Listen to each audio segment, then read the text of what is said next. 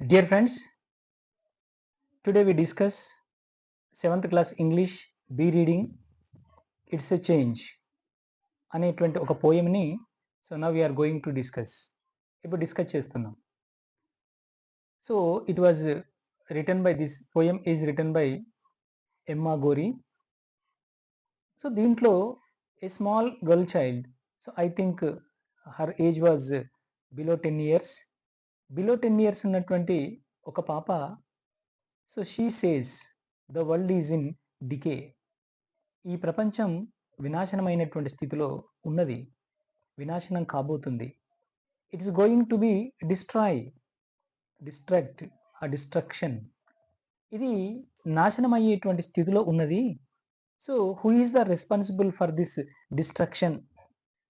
So కాబట్టి అందుకే ఆ పాప ఏమంటుందంటే, నాశనం కాబోయేటువంటి ప్రపంచంలో, నాశనం కాబోయేటువంటి ఈ సొసైటీలో ఉండి so what is the use of my education అమ్మా? ఏమిటమ్మా ఈ ఎడ్యుకేషన్ యొక్క ఇంపార్టెన్స్ ఏమిటి? Why should I go to school? ఎందుకు స్కూల్‌కి వెళ్ళాలి? What should I learn from the school?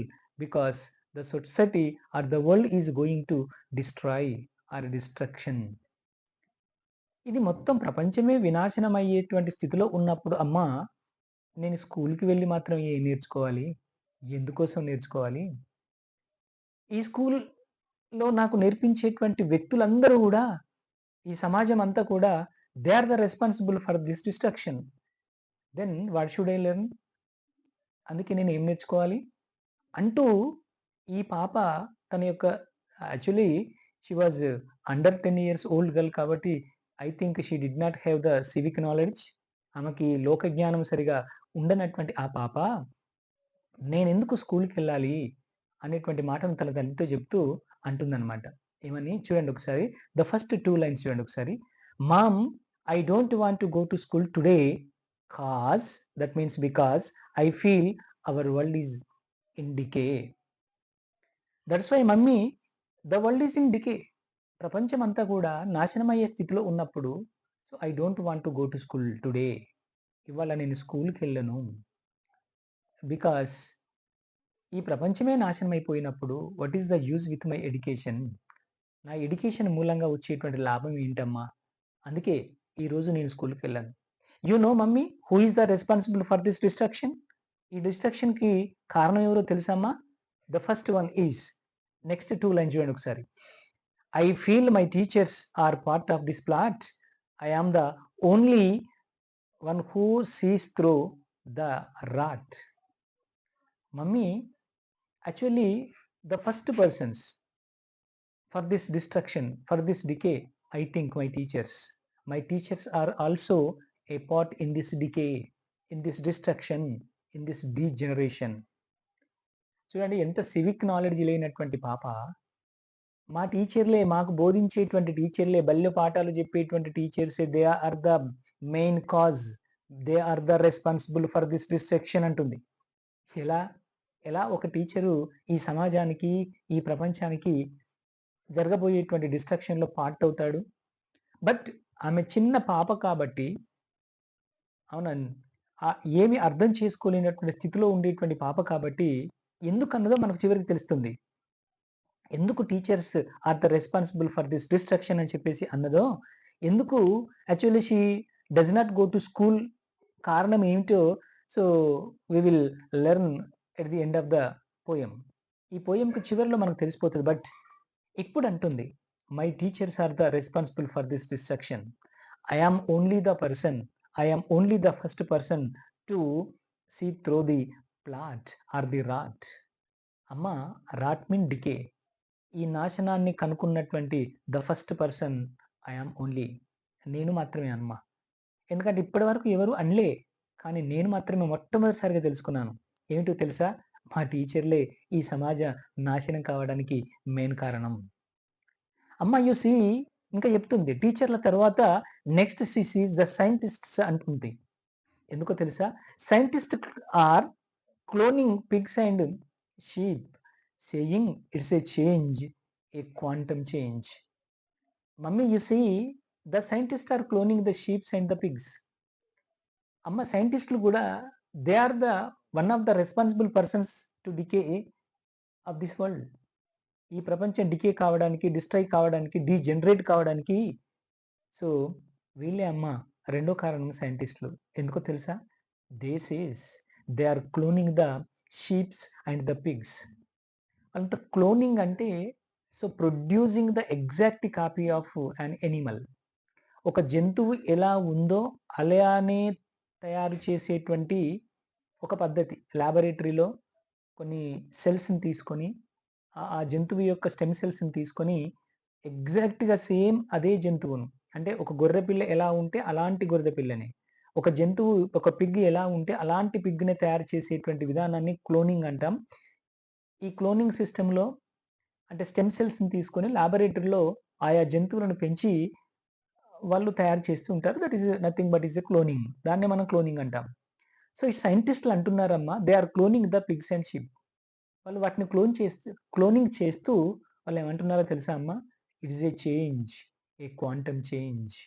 It is the change of this society. ఇది సమాజం యొక్క మార్పుకు కారణమవుతుంది. ఇది మామూలు మార్పు కాదు. It is a quantum leap. Quantum mean very important. Very important thing. It is a quantum leap mean so jump forward are step forward అంటాం. ఈ ప్రపంచం ముందుకెళ్ళడానికి, ఈ ప్రపంచం యొక్క ముందడుగు వేయడానికి ఇదొక పెద్ద ముందడుగు. ఏమిటి? మేము తయారు చేస్తున్నటువంటి లేదా క్లోనింగ్ ద్వారా తయారు చేస్తున్నటువంటి ఈ జంతువుల సృష్టి ఇది ఒక చరిత్రలో పెద్ద ముందడుగు అని చెప్పేసి సైంటిస్ట్‌లు అంటున్నారమ్మా. ఎలా ముందడుగో ఐ కాంట్ అండర్‌స్టాండ్. అది ఎలా ముందడుగవుతుందో నాకు అర్థం కాలేట్లమ్మా. And you see the next 2 lines చూడండి ఒకసారి. The biologists are making stem cells grow, saying it's change the way to go. The biologist states, Amma, the biologists, so they said that they are growing the stem cells. అమ్మ వాళ్ళంట stem సెల్స్‌ని grow చేస్తున్నారట. ఈ stem cell మూలంగా మన ప్రపంచం మొత్తం మారిపోతుంది. It is the way to go. రాబోయే కాలంలో ఇది ఒక వే అవుతుందట. ఒక మార్గం అవుతుందట. ఇదే ప్రపంచాన్ని ముందుకు తీసుకెళ్తుందట. I don't understand how it takes to the world forward. ఇది ప్రపంచాన్ని ముందుకెలా తీసుకెళ్తదో నాకైతే అర్థం కాలేదు కానీ అమ్మా so the biologist says so they're making the stem cells. నాకు అర్థం కాలేదమ్మా. And next 2 lines. Geologists are finding cracks in the earth, in our earth, saying it's a change predicting its birth అంటున్నారు. అమ్మ geologist says they are finding the earth in the they are finding the cracks in the earth. Amma, geologist mean the scientists are the persons who study the earth. భూమిని, భూమి యొక్క చరిత్రను చదివేటువంటి వాళ్ళను, తెలుసుకునేటువంటి వాళ్ళను మనం జియాలజిస్ట్స్ అంటాం. అమ్మ జియాలజిస్ట్ సేస్ వాళ్ళేమంటున్నారో తెలుసా? We are finding the cracks in our earth. మన భూమిలో ఉండేటువంటి ఎర్త్‌లో ఉండేటువంటి క్రాక్స్‌ని కనుక్కుంటున్నారట. ఎందుకో తెలుసా అమ్మా? They says it's a change. ఇది కూడా ఒక మార్పు కారణమవుతుంది. ఎందుకంటే ప్రెడిక్టింగ్ ఇట్స్ బర్త్. అంటే దాని యొక్క బర్త్‌ని, దాని యొక్క పుట్టుకను కనుక్కోవడానికి ఇదే కారణమవుతుంది. ఈ క్రాక్స్‌ని కనుక్కొని క్రాక్స్ ఎందుకొచ్చాయి? ఆ క్రాక్స్ ద్వారా భూమి యొక్క జీవితం ఎంత? జీవిత కాలం ఎంత? ఎప్పుడు పుట్టింది అనేటువంటి విషయాన్ని తెలుసుకుంటారటమ్మా ఈ జియాలజిస్ట్‌లందరూ. సో ఇది ఎలా ఈ ప్రపంచం ముందడుగు వేయడానికి కారణమవుతుందో నాకైతే అర్థం కావట్లేదమ్మా అని చెప్పేసి ఆ పాప చెప్తూ ఉంటుంది. నెక్స్ట్ ఏమంటుందంటే archaeologists are digging up fossils and bones.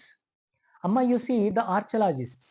ఆర్కియాలజిస్ట్స్ mean the scientist who study the earth by digging and finding the old bones and the things. అంటే డిగ్గింగ్ ద్వారా పురాతన వస్తువులను కనుక్కొని వాటి యొక్క చరిత్రను తెలుసుకునేటువంటి వాళ్ళను మనం ఆర్కియాలజిస్ట్‌లు అంటాం. నథింగ్ బట్ మనం తెలుగులో పురాతత్వ శాస్త్రవేత్తలు అంటాం. అమ్మ ఈ ఈ ఆర్కియాలజిస్ట్ దే సేస్ అవునా? They are digging up the fossils and the bones.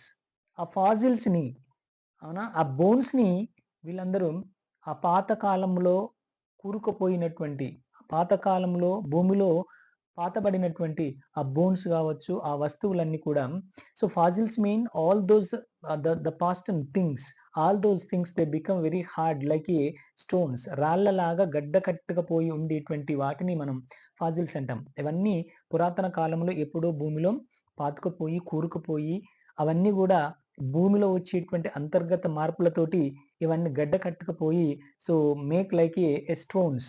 ఒక స్టోన్స్ లాగా తయారై ఉంటాయి. సో, ఆ ఫాసిల్స్‌ని మేము డిగ్గింగ్ చేయడం ద్వారా, ఆ ఫాసిల్స్‌ని కనుక్కొని వాటి యొక్క చరిత్రను తెలుసుకునేటువంటి ప్రయత్నం మేము చేస్తున్నాం. It's a big change. ఇదొక పెద్ద మార్పు. ఎందుకంటే it's a time for clones. అవునా?